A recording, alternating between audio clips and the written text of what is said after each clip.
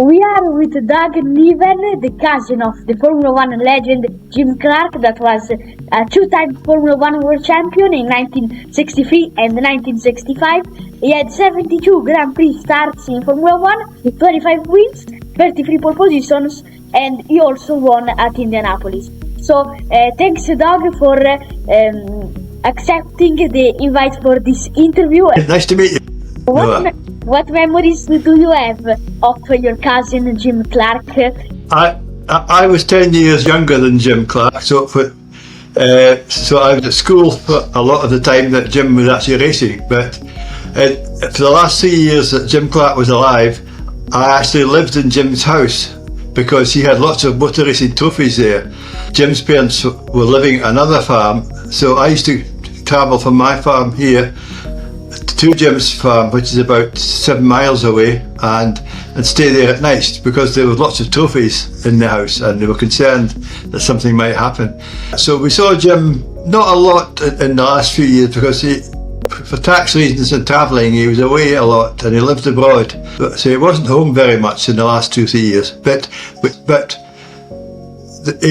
Jim was really a farmer rather than a racing driver in his own mind, because he liked to come home to see the farm and look after the sheep and the cattle. But there was one story when Jim came home in July to go to the British Grand Prix. He came home earlier in the week to see the farm and his men, the farm workers, and he said to them, "You get all the work done and the hay made, then you can come down to Silverstone." And so Jim went away on Tuesday down to Silverstone to practice, and in fact he qualified in pole position. And the first question when Jim met them was, "Did you actually get the hay made?" He was more concerned about what was happening out on the farm rather than the fact that Jim had just put his car in pole position for the Grand Prix. On Jim's grave up in Chirnside here, on the first line on his memorial, it says farmer and then world motor racing champion. So the farmer came first rather than motor racing. You lived in Jim's house, but what kind of person was Jim outside of racing? He was very quiet. He was known for his modesty and for his fair play when racing. There was never any bad driving, or like you see sometimes today, people running into the back of somebody or cutting corners and having accidents. Jim just didn't do that. He was a very fair driver. But normally he was on the front row of the grid at the beginning of a race and he would get away in the lead. So he never did have to do much. You also raced with the Borders Rivers team, where your cousin competed as well. Did you get into racing thanks to him, or it was already a personal passion? I started to race for Border Rivers because Ian Scott Watson, who started Jim racing, it was only after Jim died in 1968 that I started racing in '69. Watson asked me if I wanted to sort of carry on. There was the Border Rivers team that Jim used to race for, which is what I did. And I raced for Border Rivers for 12 years. But again, my first love was to be a farmer and then race at weekends. But I wanted to do it because Jim had done it for so many years. And having lived in Jim's house and seen all the trophies, I just had, it was in the blood almost for me to have to do it. And we won championships and many races. I think in 1978, my last year that we raced. You play an important role in the Jim Clark Trust. What do you do to carry on Jim's legacy? Well, we have a museum in Duns, which we opened in 2019. There was a room which showed all Jim's trophies for many years before that, but we expanded the museum and then we put some cars in there.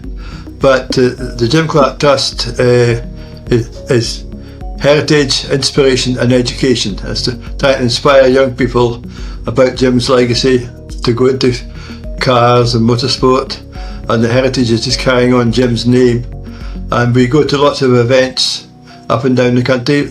2 weeks ago we were down at Goodwood for the Jim Clark tribute, where we had 30 of Jim's cars there. We find that there's still an awful lot of interest in Jim Clark, even in the younger people still that like to know more about Jim. And I think that comes because of the fact that their fathers used to talk about Jim a lot.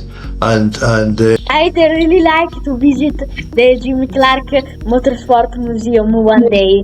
What is the item that you love the most about that place? Well, I think we have 3 films about Jim from his early days, Border Reivers days, and very early on his farming. But we also have about 300 trophies there, which is about 2/3 of the trophies that he actually won. I think he gave some away maybe to mechanics, and obviously Jim's family have got trophies as well. And but I think what we like, we always say the cars are the stars, and in the museum we have a Lotus Cortina that Jim raced at the British Saloon Car Championship. We have a Lotus 38, which is a Indianapolis car that he raced in 1967. When Jim started to race in F1, did he usually invite you to watch the race, or he never did? Well, when Jim was racing at Indianapolis, I went with Jim's parents up to Edinburgh to a cinema, and we watched the Indianapolis race in the cinema, because in 1960s there wasn't the same facility that there is today to watch the racing. But we went to Silverstone, to Brands Hatch to watch Jim racing, but we never went abroad really at that time, because Jim was killed in 1968, and we were still young and not travelling much, and I was at school until 1963. So, but Jackie Stewart is our honorary president of the Jim Clark Trust, and has been very supportive of what we do. Do you have any memories from that Indianapolis race? In 65, I just remember, it seemed to be in the middle of the night, I think it was, that it was on, and just being in a cinema, and it was a black and white film, it wasn't colour, so I just remember the race, but not much more, because it was obviously quite a long race, and just going round and round and round. That's all I remember really, and going with Jim's parents.